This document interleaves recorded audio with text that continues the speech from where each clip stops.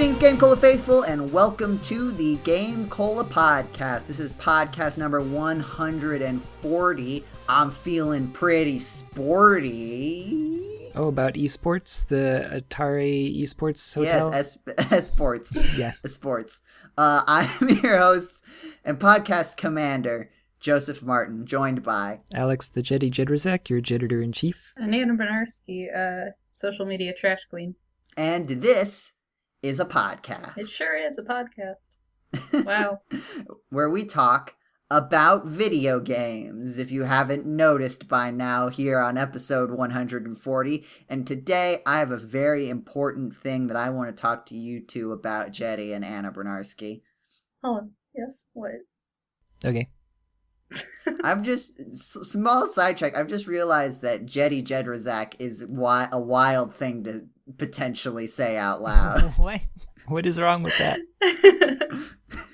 Because the Jeddy is based on the Jedrzak. Yes. So it feels like you're saying the name twice.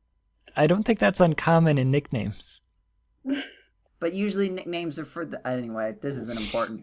My dad goes by Bees sometimes. No one calls him Bees Bernarski. Okay, everyone, and I have an important thing to say. I am irrationally upset about Temtem. What's Temtem? Upset? I still don't know what it Why are is. you upset? You still don't know? No, I didn't. I didn't realize you didn't read that. Oh, no, I didn't read anything. Okay, I've been talking about this on the Discord a little bit. Temtem is a new MMO that is supposed to essentially be Pokémon the MMO. You say supposed to potentially, but like it is directly like copied and pasted palette swapped Pokemon. Oh, wow, really? I mean, they have their own Pokemons, Okay. which they call Temtem, hence the name. And they go into but aside from that, they also go into a card, not into a ball. Very different. Mm-hmm. They're tamers, not trainers. Wow. Do you tame your Tems? Yep, a Temtem tamer. And you fight with moves that have super effective types and resistances. You have HP attacks, special attack, defense, special defense, and speed. Oh, they do have like an MP kind of a thing instead of... Yeah, they have stamina. Yeah, instead of the PP. Mm-hmm. So you have like a universal pool instead of move specific. Yeah. But that's the sort of thing. Like most of the stuff is very small changes. But I guess the thing that I am concerned, because there's been a lot of buzz, and Jeddy has pointed out that it's kind of died down since the alpha officially came out. A lot of the buzz came from the pre-alpha, but I have some concern, because like Pokemon MMO is like one of those lifelong gaming dreams that just sort of has permeated the internet for a while, of people being like, wouldn't it be great if we got a Pokemon MMO? Yeah. And I'm seeing what is essentially the Pokemon MMO, and I'm thinking, why did we want this? Yeah, like... What is the benefit to the MMO structure to the Pokemon world? But I also feel like part of the issue is because it's not Pokemon. It is like Pokemon, but without the actual brand name and the like characters that you know and all of that. So it doesn't quite have the same draw that like a real Pokemon MMO with actual Pikachu and so on would have, and at that rate it becomes questionable as to why this is a thing. I see what you're saying, because in general Pokemon could kind of make any video game and put the Pokemon in it and people will buy it. Yeah. As we have seen with the mobile games and the games that people had a lot of criticism of, but then was still the best-selling main series title in the history of the franchise. Yeah. So I see your point there, but I would also add that like this MMO in particular has copied and pasted the single player campaign into an MMO. Yeah. And I just don't think that works. Like, it's just you're playing a single player campaign, except people are running around and can battle you whenever they want. I mean, I'm sure you can decline, but like you can get challenged by people whenever you're doing other stuff. And that's the thing that everybody hates about the wild area in Sword and Shield. Yeah. And turn off the internet because of it. Yeah, like, it also would have made more sense if this game had come out like 10 to 15 years ago, before Pokemon had really done those things, and back when MMOs were like actually still a novel concept. Yeah. Because like also I can't find anything in this video game that isn't in another Pokemon game.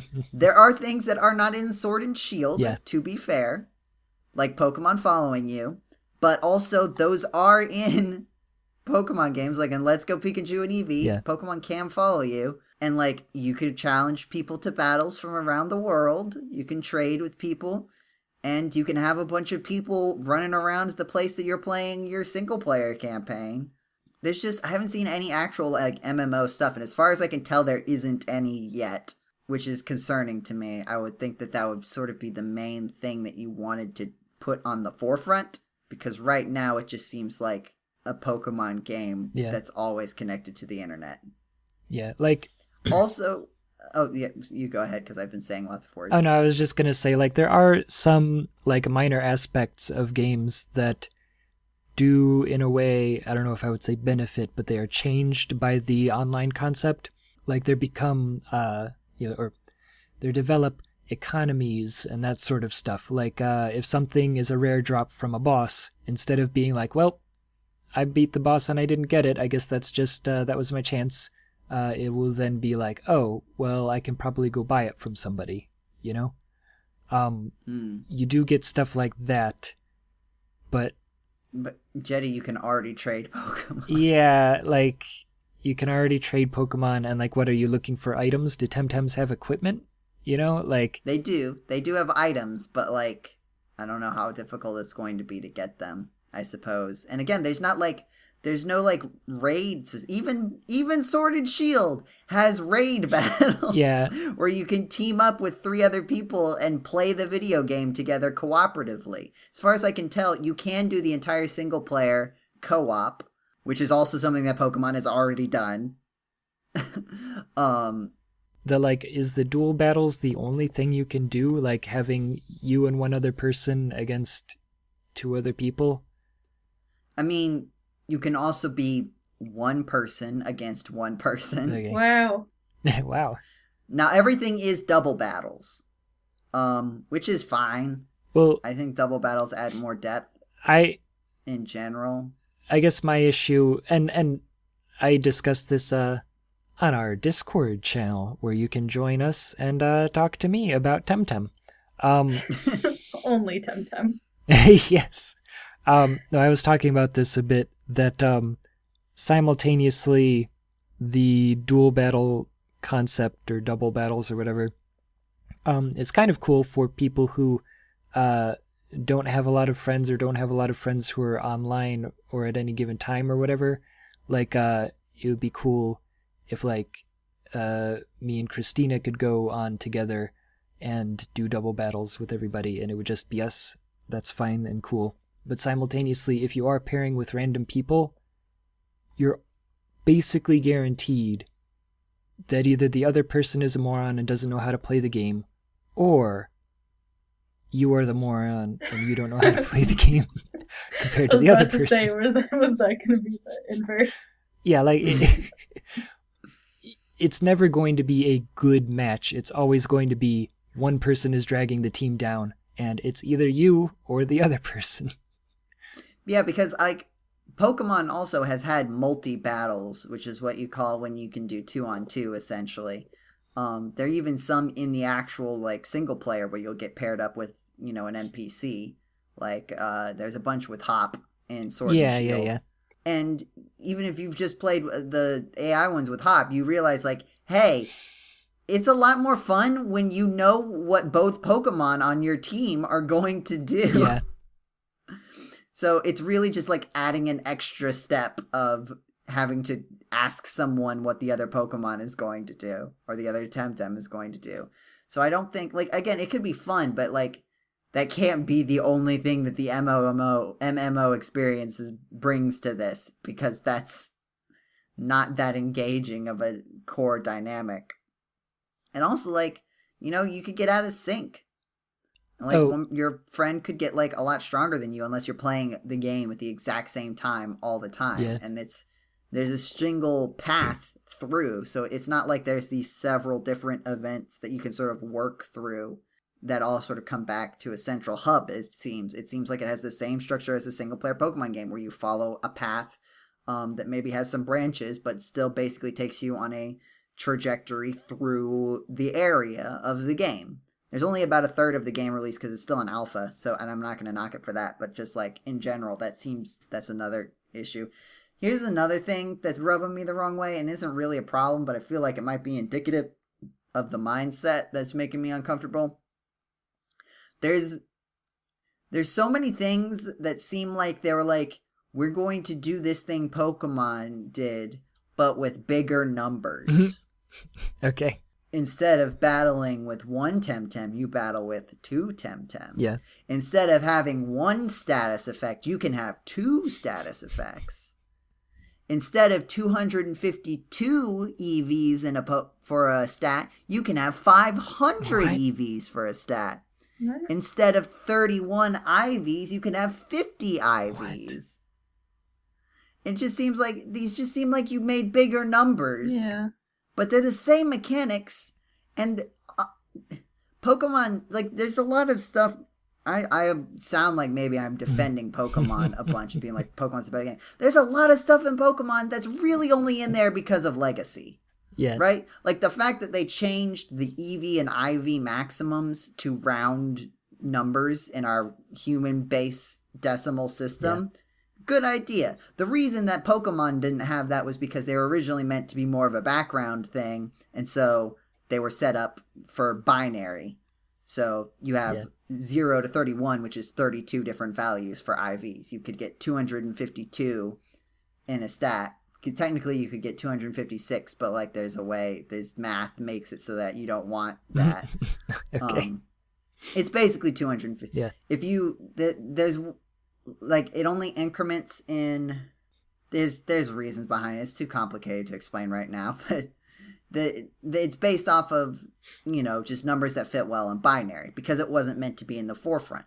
But now it is in the forefront, first of all, which is also something that doesn't really make sense to me. Like, you shouldn't need to understand EVs and IVs, and they call them something different, like TVs and something. But you shouldn't need to understand those things to play the game. And also, another thing, priority moves, right? In Pokemon, priority is, does the move have a higher priority value than your opponent's Pokemon?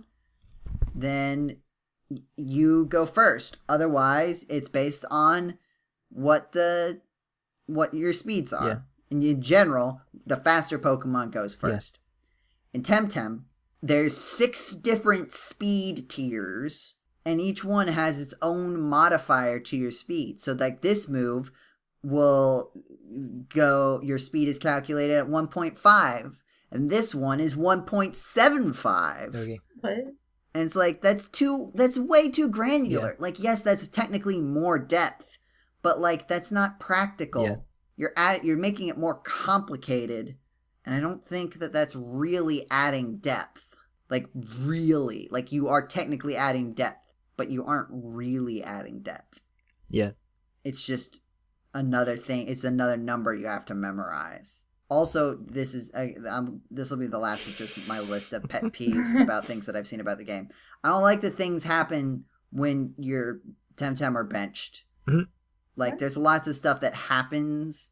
Like, their stamina will slowly recharge, and status effect timers will still go, and stuff like that. And it's like, that's too much to keep track of. Like, in Pokemon, you have things where, like, it's either permanent, or something happens when you switch, right? Like, you stop being confused upon switching a Pokemon out. Yeah. But you don't have to keep track of that. The only thing that's even slightly more complicated than that is if your Pokemon is put to sleep, the counter is held until it comes back out, right? So if they've been asleep for one turn, then their chances to wake up are based on being asleep for 1 turn, which didn't used to be how it worked. But they changed that because it's kind of terrible for the sleep counter to reset every single time you switch out. So that's part of that, which is fine because it improves things. But it's just, it feels like they didn't really think this stuff through. They just tweaked it a little bit, made the numbers bigger, and everything just is either way too complicated or makes things take too long.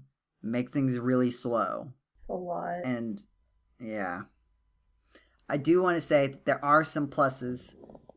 First of all, that people are upset about how Pokemon was handled, and they have every right to be. And so, like, this is, like, sort of like, you know, like if you hear, like, oh, no, this, you know, company is punching babies, so I'm not going to give them business. But I do still want the product they offer. Yeah. I just don't want to buy it from them. Then there's another company that says, hey, you don't know if we punch babies or not. Yeah, that's kind of my complaint about that. So why don't you buy our video game instead? It's like, yes, the plausible deniability I was looking for. In this case, it's not quite, the stakes aren't quite as high.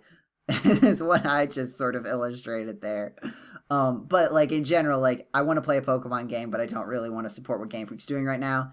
Yeah, that's fine. This is basically Pokemon. If it gets you your Pokemon fixed without supporting Game Freak and you don't want to support Game Freak right now, that's fair. And I think it'll serve its purpose for that. I don't know from a macroscopic perspective outside of any individual buyer, but from the perspective of the people making Temtem, I don't know if that is a sustainable business model. Yeah. Hope people continue to be upset at Pokemon, so they play your game instead. Yeah, will it maintain the momentum? Because even it doesn't have to be just as good. Because if it's just as good as Pokemon, then Pokemon's still going to win long term. Because people like the Pokemon and have history with the Pokemon character creatures. And so that's going to give it an advantage. So it needs to, Temtem, if it's going to be good, needs to be better than Pokemon to an extent that eclipses the feelings that people have for the actual Pokemon characters. Because that's what's doing the majority of the legwork of keeping the Pokemon series relevant. Aside from also the core gameplay loop just being pretty satisfying, even if you do it poorly. So, in my basic opinion, is that Temtem needs to put in more MMO features that are, like, good. Or that exist. Aside from, I think there's been a couple things about, like, gyms, sort of like in Pokemon Go, where, like, different people can take over gyms. Yeah, I was going to say, do that. Something like that would be good, especially if there were some sort of like more than 2 people at a time battle. Yeah, it's massively multiplayer online. But if it's only like, if your maximum interaction is 4, yeah, I feel like, yeah, this is just another thing about MMOs in general, but I feel like there kind of has to be some kind of asymmetry involved in the people teaming up for it to be really satisfying. Right, like in your classic MMO, like you've got the different standard, almost D&D-esque roles of like healer, punch, tank. I don't know what the punch guy is called. Monk. No. Yes, no. I meant like the like the broader term, like melee, support, tank, melee, damage dealer. I guess damage dealer. If there was some way that you could incorporate, like if I were making a Pokemon MMO, everybody gets 1 Pokemon at a time. You can collect 1 million. You can collect all of them.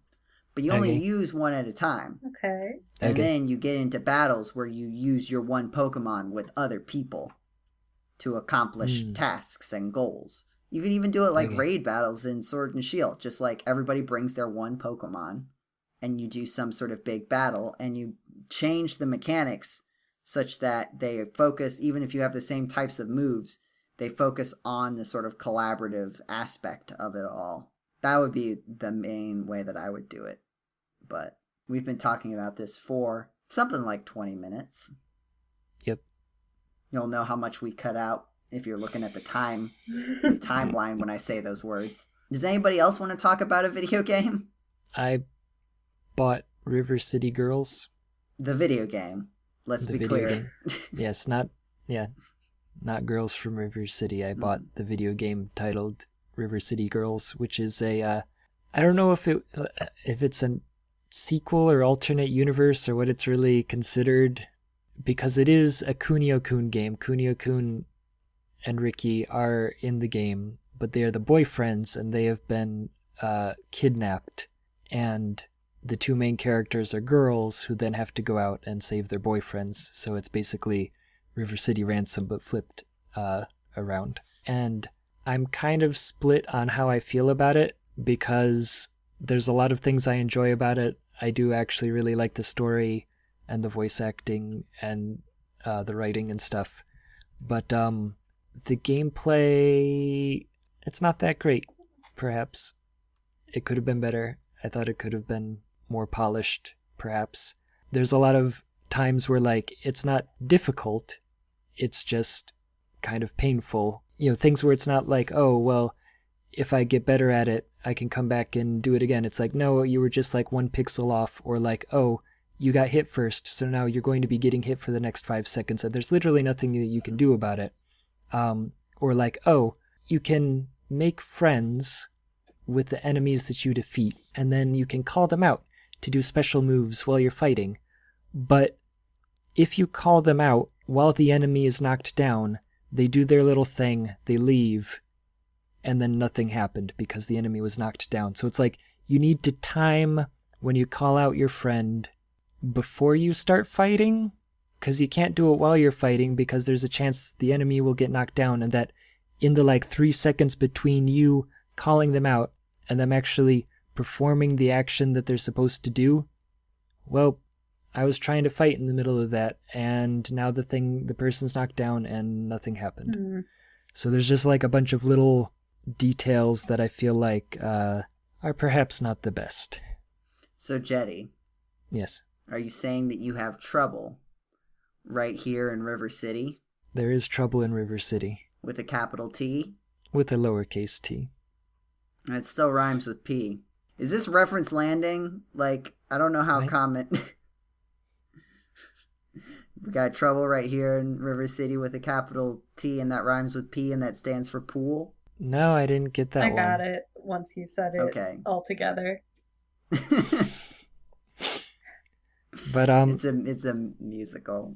Anyway, I guess I haven't been saying anything because I've been waiting to throw that joke in. Okay. But I see. So did the original River City Ransom didn't have these problems? I assume. Well, okay. So there is a few things. Is that it is a wildly more complex game. The original River City Ransom was extremely simple. You had a punch and a kick, and if you pressed them both at the same time, you jumped. Whoa. You could get special moves by buying books, which you can still do. I do like stuff like that. They also have, like, equipment. Oh, that's right. So you have equipment, but the thing is that it's all like, you do 5% more damage. And when things take, like, 10 hits, which, by the way, is way too many hits. That's a lot of hits. Yeah, I can take, like, 2 max. But, like, I understand they don't want battles to be short, but when the people you fight on the street take, like, 10 hits... It's kind of a bit much, because then you get swarmed as well, and, like, yeah, you can hit multiple people at the same time or whatever. But, like, it's kind of a pain sometimes when you're just like, I'm trying to walk through, I need to walk in order to get from one place to another, and there's just people coming out. And then if you keep fighting... because they keep coming out, they stop giving you EXP. And it's like... Well, then they should stop coming out if they're not going to give you EXP. And then you flash the go on there that tells you you need to move on. That's like classic fighting game communication language. Yeah, and I guess that's a few things. Like, it seems more... like a Final Fight game or something, than like River City Ransom, perhaps, in my estimation. And yeah, like the equipment doesn't really seem to do much. Like, unless you can only equip 2 things at a time, and so you can say, okay, I get 5% more damage on cheerleaders and I get 5% more damage on women, which cheerleaders are women in the game. So I get 10% more damage, but that really only means they now take 9 hits. So is it really worth it at that point?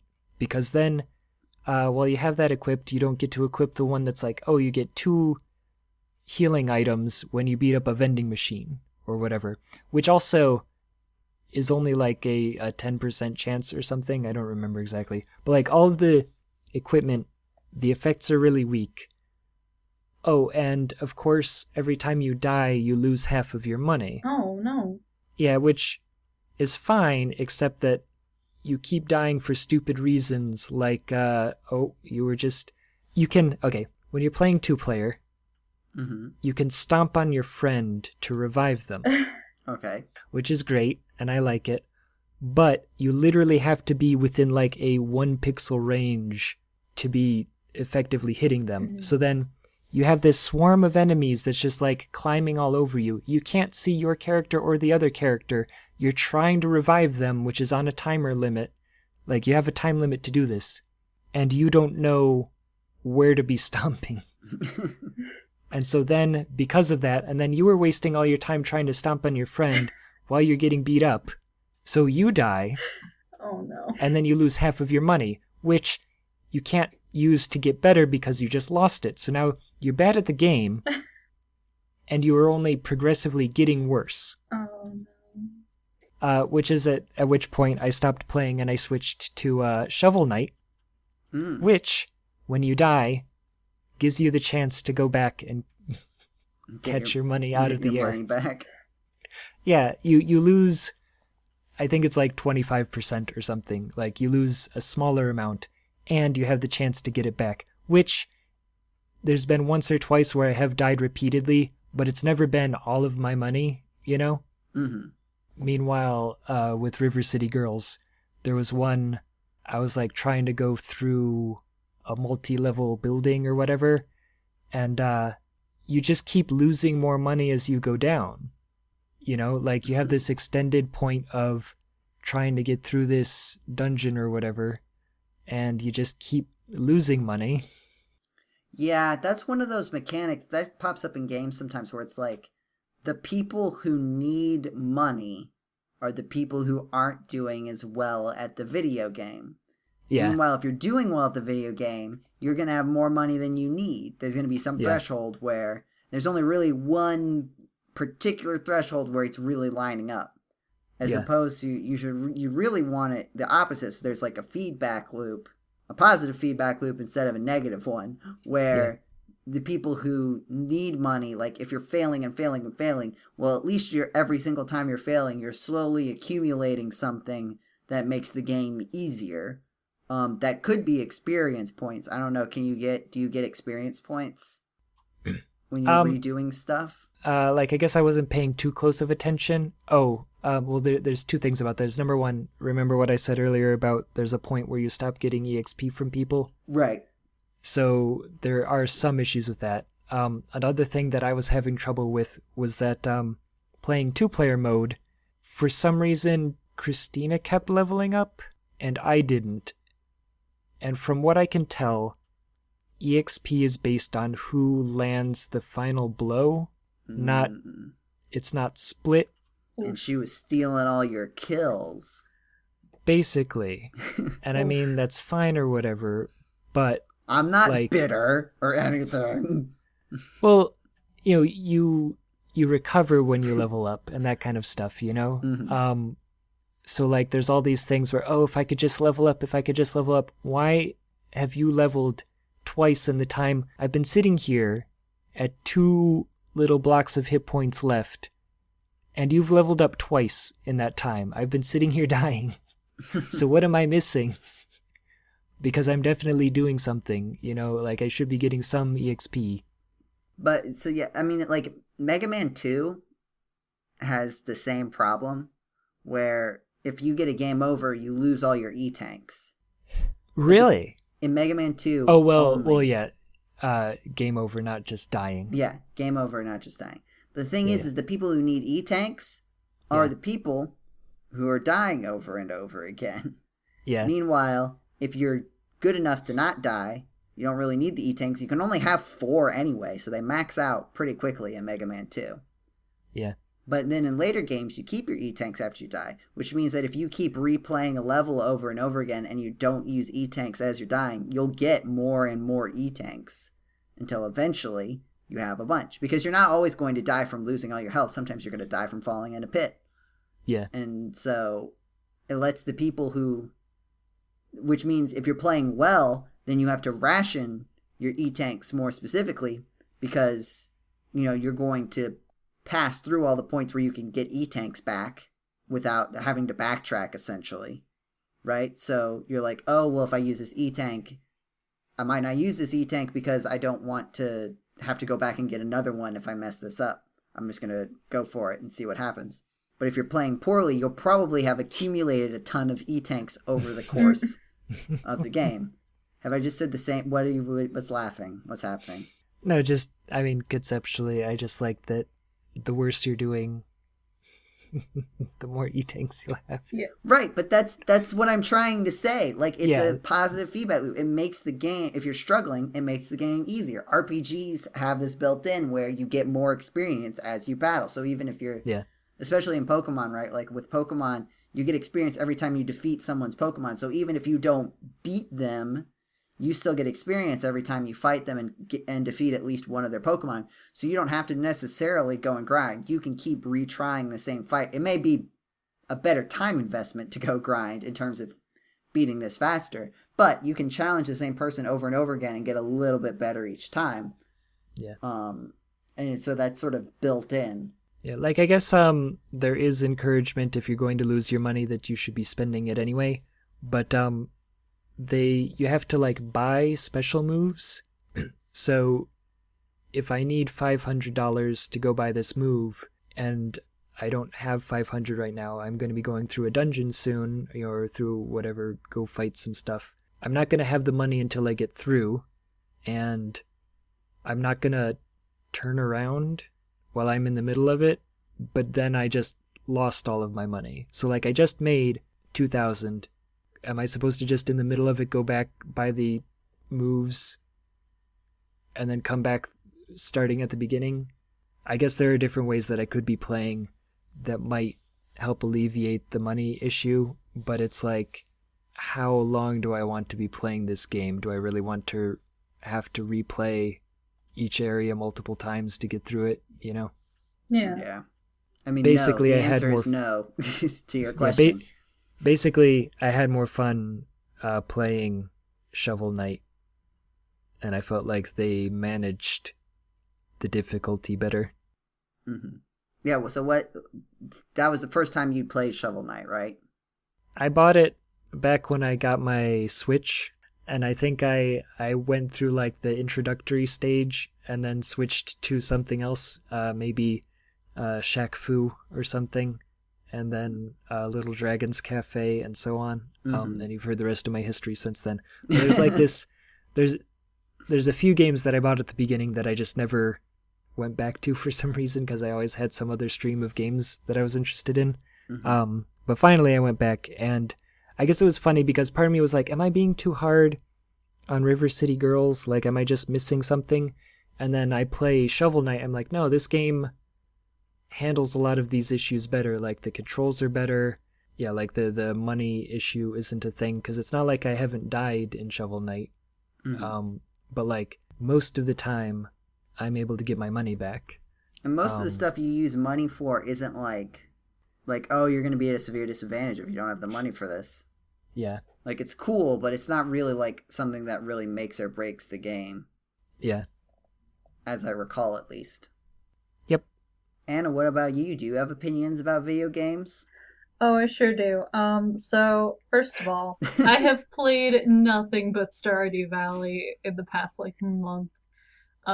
Mostly because of stress and just needing to play something chill. For the first time ever, I decided I was going to date Maru, who I discovered is the best wife, and the only thing I'm basing this off of is when you walk into the hospital, she says, "Hi, honey," and it has a heart at the end, and it's super cute. So that's that.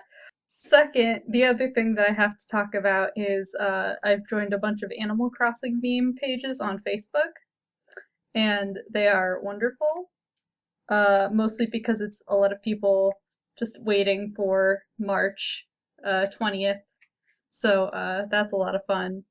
Part of that is me just sending my sister a bunch of memes and us going, "Why isn't it March 20th yet?" So we can play Animal Crossing.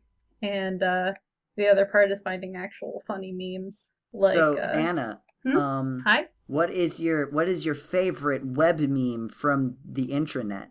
My favorite web meme from the internets? Mm-hmm.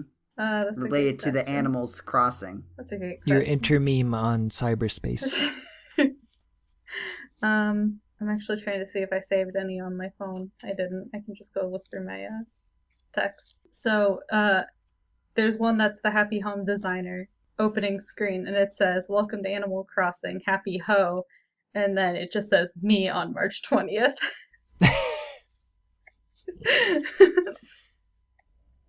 So that's a good one. There's us actually having conversation. That's not what I'm here for. Absolutely terrible. Why would you do such a thing? Why would I talk to my sister? So there's a thing in Animal Crossing where if you're making a snowman, you can make the body, like, parts disproportionate to one another. So there's, like, a tiny little snowball, and then there's a giant head. And it said, "Did you even think about the consequences of your actions?" That's another good one. There's a clown, sheep, I almost said Pokemon, Animal Crossing villager. God, imagine. Statistically, there probably is a clown sheep Pokemon. But it's the clown sheep villager where Pennywise would be in the sewer grate from It. And it says, "I've got Animal Crossing for the Switch down here."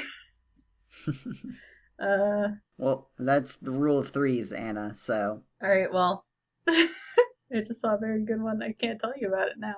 Nope, it's forbidden. You'll have to see Anna share it on our Discord Anna server. will not be sharing it on the Discord server. On our Twitter.com. Anyway, but the other thing I want to talk about, aside from the fact that I haven't really found too much of the new content in the Stardew Valley update, there is a cave in the quarry now. Yeah, I found that by accident last time I played, and I was like, "Is this always been here?" Hello? Because I don't spend that much time in the quarry, but also, like, I feel like I would have noticed this before. Yeah, no, I looked at it, and the same thing happened to me for a second. I was like, "This wasn't here before, right?" So I went in, and I was like, "Nope, definitely not." But yeah, I got something cool out of that. That was fun. And then I'm trying to think of what else. I don't think this happened before, but the casino guy in the desert will send you a letter and be like, "Hey, get to floor 100 and there will be a surprise for you." And so I'm like, "All right, cool. I don't think that's possible, but all right." And one day, like, I took, like, I think I had one or two of those warp totems left, so I used that because I knew I was going to be in, like, the mine all day trying to get to level 100 without using a bunch of staircases. And I did, and it finally happened after many, many tries, and I was very proud of myself. Man, Dana and I tried to do that for a really long time, and even with both of us and a bunch of stairs and lucky lunches, we still couldn't make it to the bottom. It was a lot of, like, falling through holes, I think, is what finally got me down there. But, like, you have to get really lucky on those holes. You really do. But, you have to fall, like, 20 floors. Mm-hmm. And if you're playing with someone, it's rough, too, because you can jump in the same hole and yet still fall 2 different distances down the caves. Yeah. Whoa. So it's like, I guess I'll see you. And then, like, so then what we're doing is, like, as we're going through, we're, like, making a list and just saying out loud, like, okay, the ladder is in this location on this floor once you get to it, so that hopefully they can catch back up to you quickly. Anyway, I stepped all over the thing you were saying to say something that I wanted to say, which has never happened on the podcast before. Never. Please continue. Oh no. Sorry. something else I want to talk about that's related to my oh no just then is The Sims 4 has surveys going on for a new stuff pack, and the first round of votes was on what the stuff pack should be, and I didn't see I actually never saw that survey, but it ended up being arts and crafts was the top voted theme with a gameplay focus on knitting. So that's exciting as someone who does not knit but does crochet. I have been crocheting a blanket this entire podcast. Uh, the voting two results were DIY Delight, a functional minimalist art studio with the bright colors of a candy store, which sounds... That's very specific. Yeah, like incredibly specific. But Is there a new survey out? Yes, it just came out recently that I voted for, and you vote for like what clothing items you want. So there are clothing items for women, men, and then children, toddlers, and then pets, which you need to have the pets expansion to have. Surprise, surprise. And I wasn't a huge fan of a lot of the options because a lot of them did not look knitted. That was my only problem with it. Can we have a little sampler of this survey, perhaps? I can send you the images, or I could just send you the survey. So you guys can vote along as well. I'm sure that The Sims 4 really cares about my opinion as someone who's never played the video game. Exactly. But I am excited to see what it is. I know there are plenty of people who make toys with crochet and knit, like knitting, and that's some fun stuff. So if it's just clothing, I'll be a little sad, and I don't think they do that, but if they do, I'll be real upset. I want my Sims to have a craft room so they can crochet while I crochet at the same exact time. So wait a minute. I don't know. I'm looking at this survey. Yeah. It seems like they've come up with all the ideas for everything already. Yeah. So why don't they just do these? You only get to pick 15. But they can't put all of these in the game. Why not? Apparently. I don't know. It seems if you're going to pay money for this, right? Like you're going to pay $20. It's probably going to be... No, I think this is one of their $10 ones. Still. Yeah. Like this... You can only pick 15 though. Also, why are the pets in a box with a star in it? To make sure you know that you can't have them if you don't have the pets expansion. But see, that's not what the asterisk actually says. What does the asterisk actually say? Because there's little asterisks, and then it says select. It's just the survey. Select up to 15 characters. Oh, and then there's another one down at the bottom that says requires the Sims 4 and the Sims 4 Cats and Dogs expansion pack, both sold separately, and all game updates. In all caps. Yeah. Nothing else is in. Mm-hmm. Also, this list, so there's the images of all the different stuff that you can vote for, but then you go down to the thing, and it's just like number 1, hat. Yep. Number 2, hat. Yeah. Number 3, hat, and then it goes, women's full body, and women's top, and women's bottom, and all that. And it's like you couldn't even give them names. Like, I don't know, airplane hat, purple bow hat. There's just number 1 hat. Number 6 hat. Number 1 hat. I don't know. Yeah, it was also very bad to do it on my phone because I had to keep scrolling up. Yeah, that's what I'm saying. It's bad design. It's not great.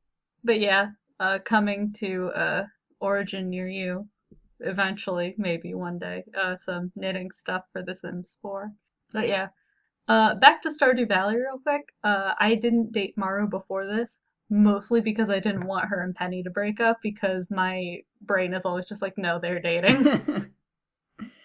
But, isn't every Stardew bachelor, dating someone, if you don't end up dating them? They have their... They're not...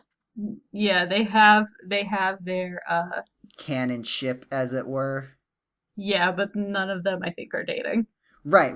It's not like they're actually dating. It's just if you are not dating them, then this is the relationship that happens otherwise. And it's sort of heavily implied in a way that, like, you could easily ignore if you are actively pursuing a romantic relationship with them, but, like, makes it seem like there's some stuff going on behind the scenes. I mean, there's already the Flower Festival or whatever it's called, where, like, they literally pair up all of the eligible single people. Yep. So it's a little bit on the nose there. Something that happens at the luau, I think it is, where Harvey still says, I wonder if Mario needs sunscreen on her shoulders. I'm like, that's creepy. That's my wife. Stop. Harvey, please. Harvey, please. Also, I don't know. That's a professional relationship conflict of interest, I feel like. That makes me uncomfortable. I don't spend a lot of time in the hospital in that game, though, so that's part of it. Because, like you say, like, one of the benefits is that she says, hi, honey, every time you go into the hospital. That would mean nothing to me because I never go into the hospital. I go to buy, like, energy things, like the energy. I just sleep. I just get good sleep, Anna. And you're not going to bed at a decent time?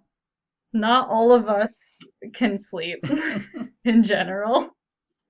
Oh, I can't sleep at all outside of video games. That's why when I play video games, I go to bed at 8 p.m. Living that fantasy. Yeah, living the fantasy of having a normal, healthy sleep schedule. And not... Because in Stardew Valley, you get in the bed and you just fall asleep immediately. Unless someone else is awake on your farm, then you cannot fall asleep until 2 a.m.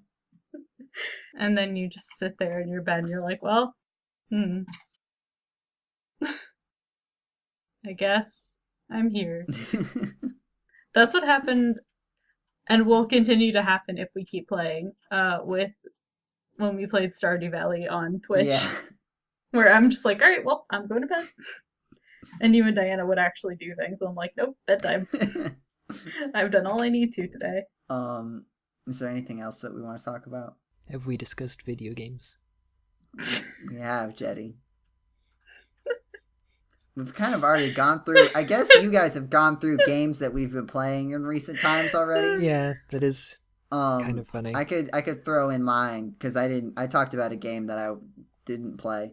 The game that I have been playing, pretty much for that same month, Anna, is Pokemon Sword and Shield. I haven't actually talked about it on the podcast, I realized, because I hadn't gotten it in 138, and then 139 was the special, where we talked about one particular video game, all in sequence. So I haven't actually talked about it. You know, like, I get everybody's criticism, and I'm not going to say, like, oh, your criticism is actually wrong. I'm not, nothing like that, but I've had fun with it. I've really enjoyed it. It satisfies all the things about Pokemon that I personally like about Pokemon.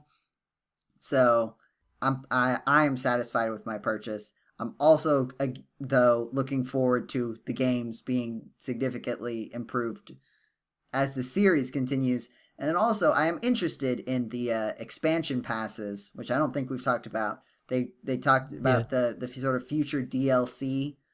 And, like, I could wax about whether or not it's ethical or, like, good practice or nice to section off the game like this. But here's the thing. I will pay for it. Like, it's whatever it is what I'll pay for it. They got me, right? Like, yeah, that's sort of how business works, is if you're willing to pay for it, that's what you put the price on. Yeah. And I would definitely, I mean, I already paid $80 for Super Smash Brothers. And yeah. Actually, sort of going off of that, because I don't really have much more to say about Pokemon. Recently I did a cost playtime analysis of my, like, modern video game collection, because obviously there's certain things, anything that, you know, is kept track of in some respect that I could easily check on. So basically Switch games and PC games on Steam. Let me see if I can find it. Here we are. So basically how many dollars it cost for me to play an hour of this video game. Yeah. Right? Yeah. So what do you think is the lowest one, if you had to guess? Dollars per hour? Mhm. I mean, something like Stardew Valley, I could Yeah, it's imagine Stardew being, Valley. Yeah, Stardew Valley is I've for every hour of Stardew Valley that I've played has cost me 15 cents. That sounds about right. What do you think is the highest cost game? Excluding, so I will say this list does not include games that I haven't played. Yeah, even I was if just gonna purchased say. it. Yeah. So it's a game that I have at least played a little bit of. I don't expect you to know this, but I'm kind of curious if you can take a wild shot in the dark and get it. I mean, I wouldn't know what the game would be, but I would say, like, if you played for like 15 minutes and you paid for like a full price game. You're close. The playtime is 20 minutes. Okay. Oh no. So that's not, I mean, hopefully that's not like a $60 game. It's not a six. No. No. Okay, I still count it's not a $60 $50. No, it's not a $60 game. Sorry, I was looking at my numbers wrong. It's Okay. 22 minutes of playtime. Okay. So about a television episode worth of playtime. Anna, do you have a guess? I really don't want to guess because I don't want to be sad I will say that you for paid your own purchase. $120. No, I did not pay $120. God, I would really The hope game not. cost $20. Okay. Okay. So $100. So it's $54 an hour. Yeah, sorry. The video game is Mighty Number 9. Okay, Wow. I was right. Well, you should have said something. I should have, but oh my god, I was definitely thinking That would have the been such a entire cold time. shot. I was trying to give you the opportunity. Oh, Yikes. I'm sorry. Yeah, no, I was thinking. I didn't know if you actually bought it or not. Wow. Is the thing. Ouch. That's Yeah. rough. Oof. I played it for 22 minutes and it's like, I can't play this video game Oh, anymore. I am so Wow. sorry. You know what's funny? The one after that is the Mega Man Legacy Collection. Wow. Oh no. But at least that's other games that you've already played. Yeah, It's that's not like... that's the thing. I bought it like this list is assuming that the reason that I got the worth of this game is how much you played it. For me, the Mega Man Legacy Collection also has a component of if something happens to my other Mega Man games, don't worry, I've still got this. Yeah. So I've played the Mega Man Legacy Collection for about an hour and a half, which puts its dollars per hour at 11, which is still kind of high. But again, part of that is the security of just knowing. But yeah, there's some interesting things. Like Super Smash Bros. Ultimate is pretty low in there. Yeah, Super Smash Bros. Ultimate is, even though it's $80, it's around some other games that I've... Like, it's like in the middle. Pokemon Shield it's close to Pokemon Shield already, and I'm gonna play both of those video games more. Are we ready to end the podcast? I feel like I talked about a spreadsheet. You guys. Yeah. I mean, this is not... I just tried to calculate like something kind of similar, but only with the Deponia complete journey.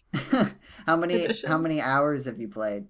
24. Oh, well, okay. So the first time I finished the game, it was like 24 hours, and I sped through the first one because I had already gotten almost all the way through the first game when I bought it.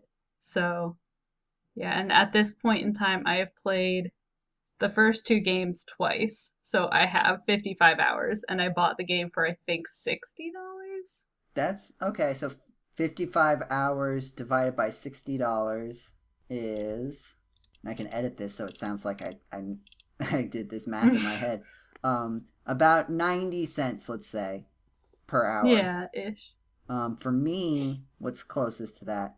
That is closest to me to either, I guess Shovel Knight Treasure Trove and Super Mario Odyssey. Though I have a little asterisk next to Super Mario Odyssey because that doesn't count the time that I've spent practicing speed runs because I do that on a separate, like quote unquote account on my Switch, and so it doesn't keep track of that information. So Super Mario Odyssey is probably has probably a better factor than it is currently given credit for. But I've played non-speedrun practice. I've played Super Mario Odyssey the same amount of time that you've played Deponia. I've played The Night of the Rabbit apparently more times than I've played any of the Deponia games because it's 44 hours. That's a lot of hours. I think that means I've played the game at least 4 times. You should do a Night of the Rabbit speedrun. Probably be pretty good at it. It's been a few years since I played, but I might be able to.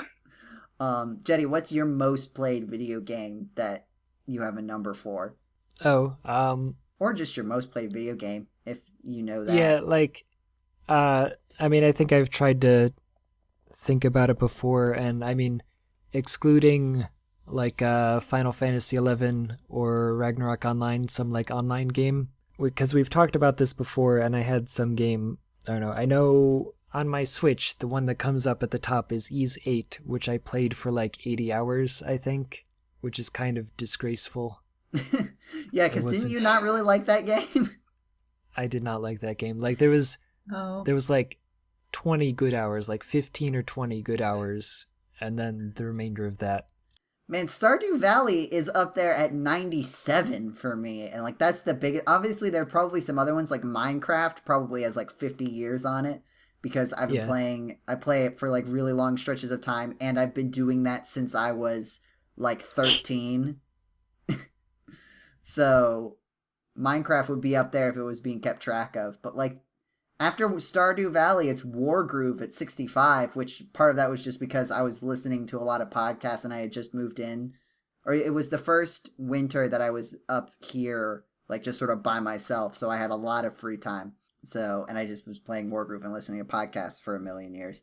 If I could somehow count all of the time that I've spent on like older games, like Final Fantasy VI perhaps would be one that would be in the like several hundred hours because, you know, first of all, I just played it on repeat circa like, you know, 1994 or whatever. But then it is also every few years I come back and play it again. So 40 hours here, 40 hours there, you know? Mm-hmm. I have a lot of time in Stardew Valley, Sims 3, and Sims 4. And a lot of that time is me spent playing the game. But another good portion is me walking away for a while. Yeah, that's leaving the game running and then coming back and being like, oh yeah, this is on. And then my Sims are dying. Upset. Yeah, I have 313 hours on PC for Stardew Valley. Not sure how many for Switch. Man, that's a lot more than I have. That is a few hours. Several perhaps. I've had this game since 2017? Yeah, 2017. And a lot of that time was spent like right after I graduated from college. So, yeah. When I still didn't have a job for a few weeks, and I was just like, all right, I guess I'm just going to sit here and play Stardew Valley while I look for jobs. Post-grad life is interesting if you have no idea what you're doing.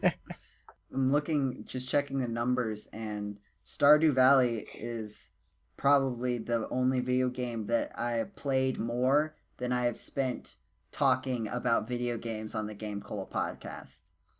Wow. Oh, wow. If you think, well, even then, though, that's probably, right? That's approximating about an hour of me talking per podcast that I was the host of. Which would be 55 hours at this point. I think. No, that can't be right. What are numbers? 140 minus 85. No, it's 55. Wow. That's a lot of podcasts. Yeah. That's a lot. That is several podcasts. Since I've been At host. least. What is that? That's at least 12. That is almost 40% of all GameCola podcasts. Wow.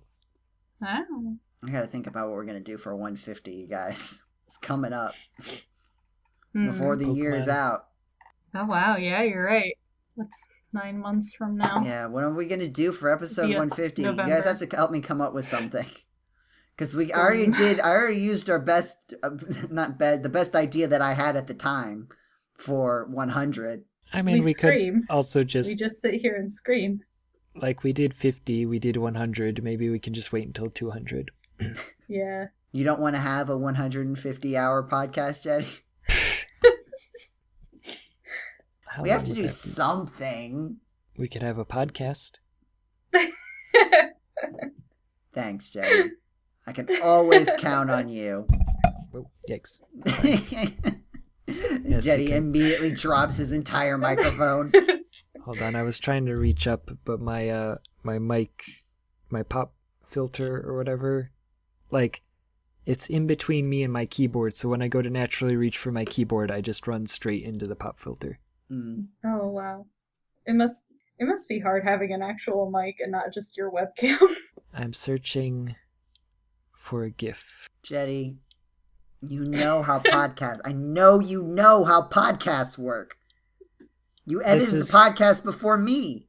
This is for you. It's not This isn't for the podcast. The listeners. This is for you. Okay, but we're still recording the podcast, though. Yes. Trying to think of how I can fill this silence. But the only thing I can say is that feeling I get where I'm just like, man, I want to play all these games. It's back. And the answer is, I want to play every game I've ever owned. How's that gift search coming, Jeddy? Is it going well?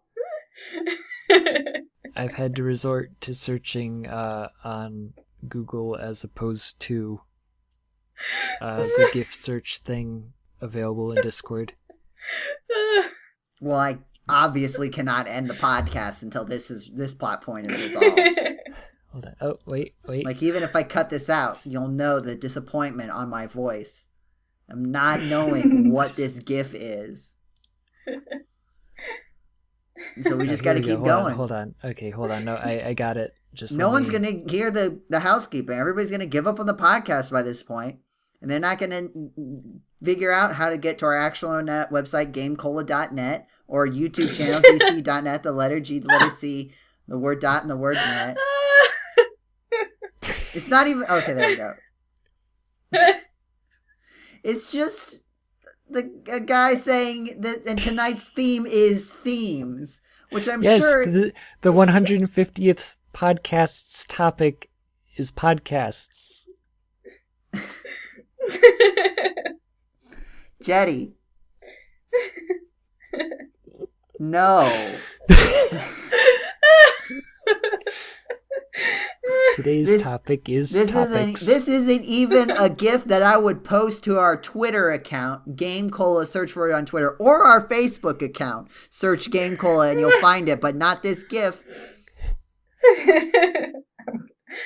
I'm gonna do it. If you email this GIF to me, Jeddy, from our email address, podcasts@gamecola.net, I will be very upset. Or if you continue to post it in our Discord, which you can find linked in the episode description on our site, or on the webpage, or in the YouTube description, I'll be upset about it. You did because no one listening to this podcast on iTunes or Spotify, on Google Podcasts, they're not going to be able to see this GIF. In the most recent episode of the Secret of Mana RPG cast that's gone up on YouTube, which is currently episode 6, you actually said podcast@gamecola.net, and I had to go out and cut a new set of images to put podcast@gamecola.net into the video as you said it. Because for those who haven't seen the video versions of the Secret of Mana RPG cast, when they say GameCola.net or GC.net, I spell it out as they say it. And so I did the same with podcast@gamecola.net. It's very fun. Hi, it is, I don't know what day it is you're actually listening to this, but on the day that this podcast goes out, February 3rd, 2020, please feel free to just send a GIF that says, tonight's theme is themes, to the Discord. What? Please just do it. Who are you talking to? And only that. Is this for us or the listeners? The listeners. Yes, please join us on Discord. and upset Joe by sharing a Please. GIF of, I believe that's Stephen Fry saying, I'm and pretty sure tonight's it's Stephen Fry. theme is themes. You see, I can't in good conscience leave this out of the podcast. No, you can't if you do. Which Are you- means that it's No, going to but I'll happen. know. And it's not Jeddy will even know. going to be like a funny thing where it's like, oh yeah, remember I on think the it's podcast? hilarious at this moment in time. Because I will have edited the podcast, so I'll know it's coming. Yep. It's not going to be like a funny surprise. It's not supposed to be a surprise. I don't know why I find this so funny. I just do.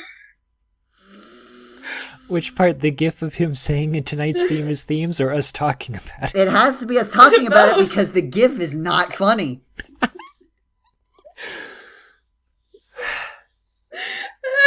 Thank you for listening to the Good GameCola night, everyone. Podcast. If you like what you heard, be sure to check us out on all the things that I said before this. I don't have to actually say it now. I think the only thing I think I missed was Twitch because I couldn't come up with a thing. But there's a twitch.tv/GameCola. Is there anything else you guys would like to add before we end the podcast? Themes. I have no regrets. Have a wonderful time of day, wherever it is, whenever it is you're listening to this podcast, and we'll see you next month. Goodbye, everybody. Bye. Bye.